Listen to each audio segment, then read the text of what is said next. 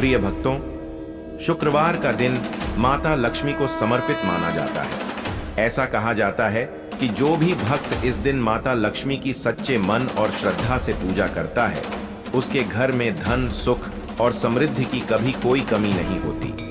माता लक्ष्मी, जो धन और वैभव की देवी मानी जाती हैं, अपने भक्तों पर अपनी विशेष कृपा बरसाती हैं। आज हम आपको एक ऐसा दिव्य और चमत्कारी मंत्र बताने जा रहे हैं जिसका यदि 108 बार जाप किया जाए तो यह न केवल आपकी आर्थिक समस्याओं को दूर करेगा, बल्कि आपके परिवार और संतान पर आने वाले संकटों से भी रक्षा करेगा। यह मंत्र इतना शक्तिशाली है कि इसके प्रभाव से आपकी मनोकामनाएं पूरी होंगी। यह न केवल आपके जीवन में सुख समृद्धि लाएगा, बल्कि आपके जीवन की कई समस्याओं को भी समाप्त करेगा। यदि आप चाहते हैं कि आपके माता पिता और बच्चों का स्वास्थ्य हमेशा उत्तम बना रहे और आपके घर परिवार में शांति बनी रहे, तो इस मंत्र का जाप अवश्य करें। इसके प्रभाव से घर के आपसी क्लेश हमेशा के लिए समाप्त हो जाएंगे और आपके कारोबार या व्यवसाय में भी उन्नति होगी।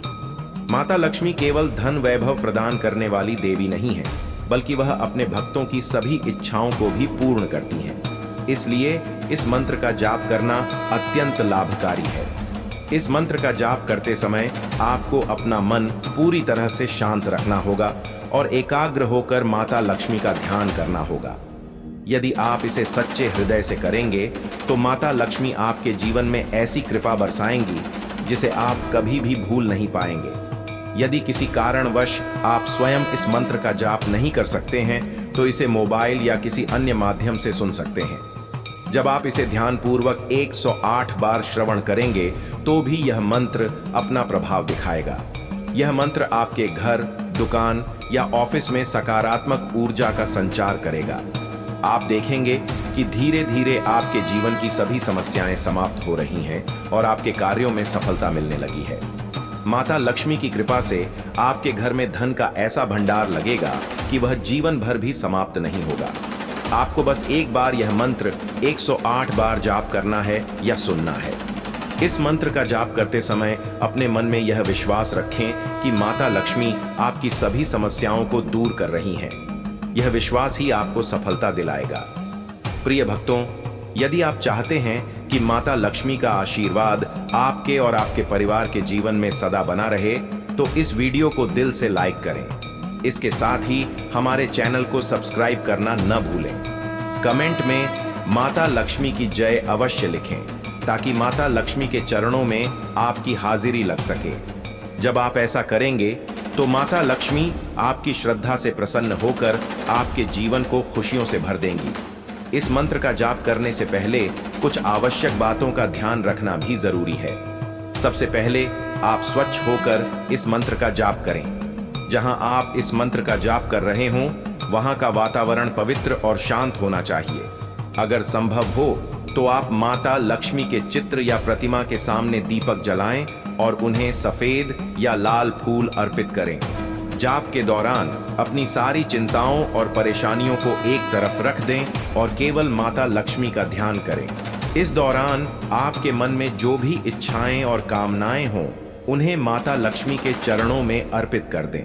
यह मंत्र आपके जीवन में सकारात्मक बदलाव लाने के लिए अद्वितीय है। यदि आप इस मंत्र को मोबाइल के माध्यम से सुन रहे हैं तो भी इसे पूरी श्रद्धा और ध्यान से सुनें। आपके घर या दुकान में इस मंत्र की गूंज से सकारात्मक ऊर्जा का संचार होगा और सभी प्रकार की नकारात्मक ऊर्जा समाप्त हो जाएगी। माता लक्ष्मी का यह मंत्र न केवल आपको आर्थिक रूप से संपन्न बनाएगा, बल्कि आपके जीवन के हर क्षेत्र में उन्नति करेगा।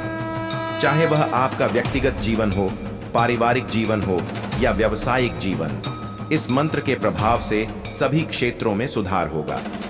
प्रिय भक्तों, माता लक्ष्मी की कृपा पाने के लिए आपके मन में सच्चाई और श्रद्धा का होना अत्यंत आवश्यक है। जब आप पूरी श्रद्धा और भक्ति के साथ इस मंत्र का जाप करेंगे तो माता लक्ष्मी स्वयं आपके जीवन में उपस्थित होकर आपकी सभी समस्याओं का समाधान करेंगी। तो देर किस बात की है? आज ही इस मंत्र का जाप करें और माता लक्ष्मी का आशीर्वाद प्राप्त करें। यह मंत्र आपके जीवन को सुख, समृद्धि और शांति से भर देगा। साथ ही